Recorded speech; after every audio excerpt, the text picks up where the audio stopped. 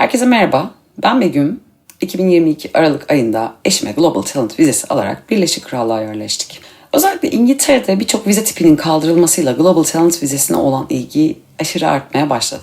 Eşimin başvurusunda tüm dokümanları ben hazırladım. Şimdi biz hayatımızı değiştirmeye karar verdik ve aylardır uğraştığımız başvurunun son anına geldik. Hayatımız 8-9 aydır kabus gibi gidiyor bu evrakları hazırlamak için ve birazdan o düğmeye basacağız ve başvurumuzu göndereceğiz.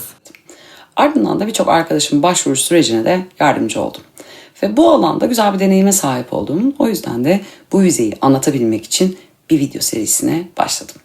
Adım adım sizlerle bu vizenin detaylarını bu video serisinde paylaşacağım. İlk videomuzda Global Talent vizesi nedir? Bunu anlatacağım size. Sanat, kültür, dijital teknoloji, mühendislik, bilim, akademik araştırma gibi alanlarda uzmanlaşmış veya uzmanlaşma yolunda olan kişilere Birleşik Krallık'ta çalışma ve yaşama izni veren bir vize tipi bu. Global Talent ismini ilk duyduğunuzda sanki dünyanın en büyük yeteneğine sahip olmanız gerekiyormuş gibi bir izlenime kapılabilirsiniz.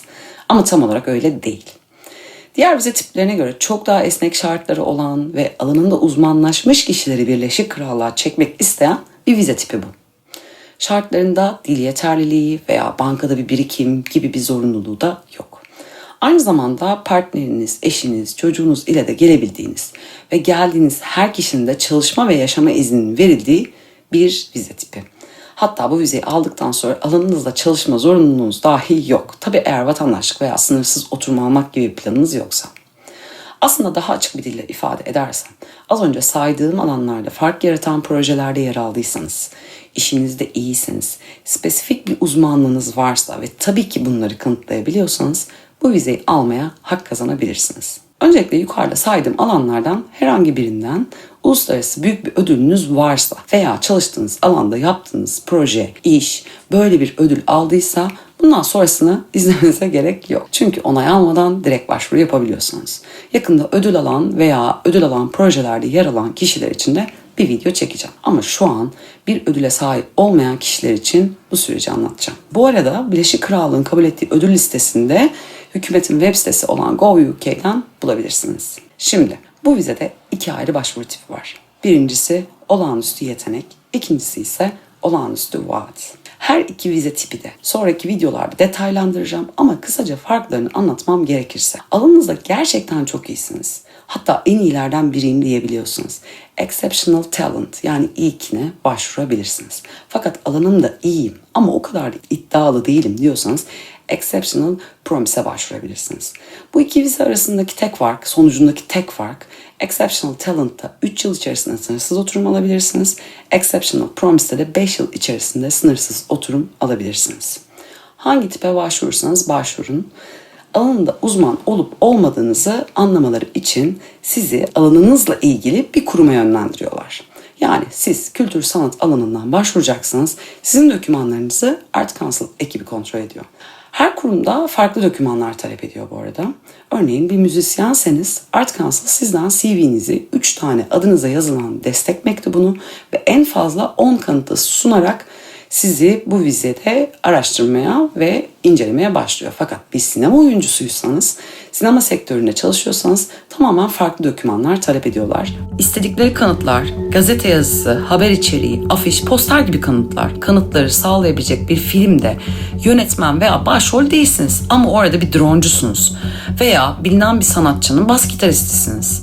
Hiçbir haberde adınız geçmiyor ama yine de o film ve sanatçı hakkında kanıtları sunabiliyorsunuz. Çünkü o projeye bir katkınız var. Sadece böyle bir durum gerçekleştiğinde onların istedikleri bu projeye, işe, filme artık her ne sunuyorsanız sizin katkınızı anlatacak o projenin başındaki bir kişiden ek bir destek mektubu daha sunmanız. Diğer videolarda bütün detayları anlatıyor olacağım. Şu an genel hatlarıyla Global Talent'ı anlatmaya devam ediyorum. Şimdi olağanüstü yetenek veya olağanüstü vaat seçeneklerinden birini seçtiniz. Alanınızla ilgili olan kurumun sizden talep ettiği dokümanları da hazırladınız diye varsayıyorum.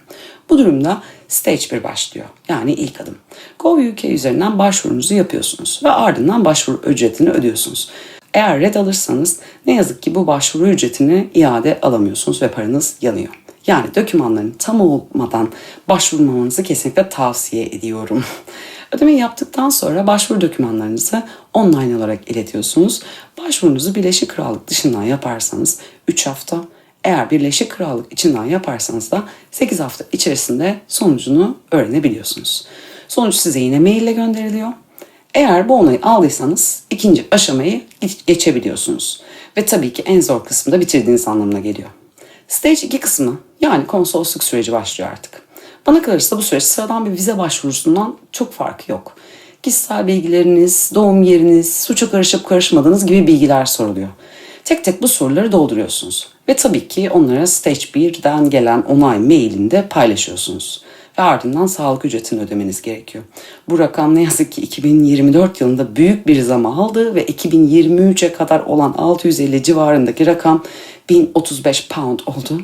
Birleşik Krallık'ta kaç yıl kalmayı planlıyorsanız da ona göre ödemenizi yapıyorsunuz. Örneğin 3 yıl kalacaksanız 1035 çarpı 3 veya 1 yıl kalacaksanız sadece 1035. Ama oldu da red aldınız diyelim. Bu durumda ödediğiniz sağlık ücreti size iade ediliyor. Yani bu vizede tek riske attığınız para Stage 1'de başvurduğunuz 716 pound. Buna değer mi? Bence kesinlikle. İşinize ve kendinize güveniyorsanız değer. Şimdi Stage 2'ye geçtiğinizi varsayarak sürece devam ediyorum. Konsolosluktan 3 aylık geçici bir vize pasaportunuza basılıyor. 3 ay içerisinde UK'ye gelmeniz gerekiyor. Geldiğinizde BRP'yi, yani oturum kartınızı alacaksınız. Tabii bu videoyu 2024 yılından sonra izliyorsanız 2024'ün sonunda BRP kartları tamamen kaldırılacak. O yüzden de BRP kartlarınızı almanıza gerek olmayacak. O tamamen başka bir prosedür olacak. O zaman onun da videosunu çekeceğim.